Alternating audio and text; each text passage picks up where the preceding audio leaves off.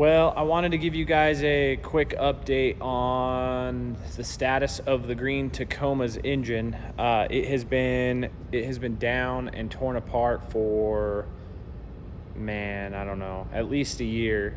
For the last few years, it's been slowly developing a cold start misfire, which is pretty common for 3.4s with either an upcoming head gasket issue or a cracked head, which is actually fairly common. Anyway, it got to the point where the check engine light would never clear long enough to pass emission, so I was forced to tear it apart. After tearing the engine apart, I did in fact have a cracked head, and it took, I think we went through 4 heads. So two used motors before we found, I bought 2 used motors, all 4 of those heads were cracked. And then the machine shop ended up finding a single good used head. We've got them back now. This is where my motor's at. Sorry if you guys missed it getting pulled. I mean, it's been out for over a year. But anyways, this is where we're at. Previously to this, I thought that the misfire was fuel injectors, and that's why I did the super injector upgrade, part of why, and the small pulley and stuff. But previously I had pulled this engine out and resealed it and did a timing belt, front main, oil pan, cam seals, everything. And I hoped I fixed the oil leak, but it actually ended up leaking about there. You can actually see it's the only wet spot really. It's leaking from behind the oil pump. So I went ahead and actually bought, here's my Jeep, by the way. Anyway, I bought, wherever they were over here, I don't know where it went, but I bought a bunch of stuff from Yoda Shop, factory Toyota head gaskets, ARP head studs, a bunch of good stuff like that. And I finally have the heads back. It took months to figure the head situation out, but everything's all freaking dusty, and it's just been it's been a long project. And it hasn't been important because I love this truck so much that I don't really push to put miles on it, or I don't know, I'm scared to even drive it. I don't want anybody to hit it or anything to happen to it, and I'm going to try not to drive it in the winter, which is why I started putting this together. I picked it up off of a local classifieds with a bad engine for $800. It's a 5-speed, 4-wheel drive. Within a week or 2 of getting it, I actually put an engine in it. The body of this truck, the truck itself has 275,000 miles. The motor has 170. It runs super good. I just actually changed the gear oil in the trans and T-case. When I bought it, it already had the Bilsteins in the front and no lift in the rear.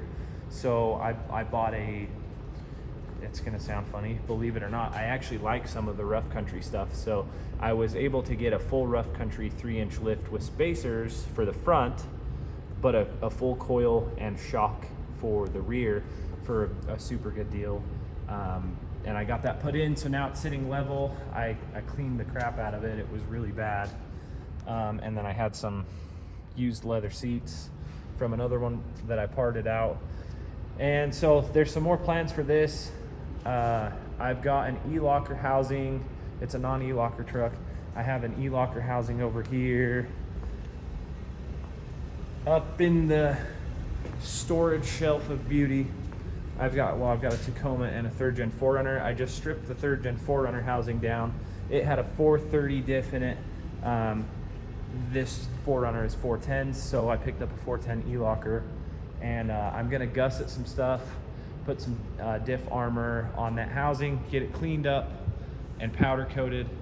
And also I have Core 4x4 building me Tier 4 adjustable rear control arms, upper and lower, and an adjustable track bar. And I'm probably going to be making some quick disconnect style extended sway bar links for them as well. Thinking about doing front and rear. but we'll see how it goes. This is kind of the one I plan to just be like my beater / camp rig. But anyway, just wanted, I'm trying my hardest to keep little updates and just kind of show you guys what's going on in the shop and stuff when I can.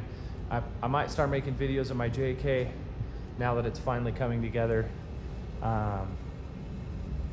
Super Duty front, GM, well, technically it's an AAM 14 bolt rear with discs and stuff, R-Tech 3 links, Falcons, King bumps, all that stuff. Anyway, this is a whole nother thing, but I wanted to give you guys an update and a quick walk around the shop, just kind of what's going on. And some people have asked about the Tacoma.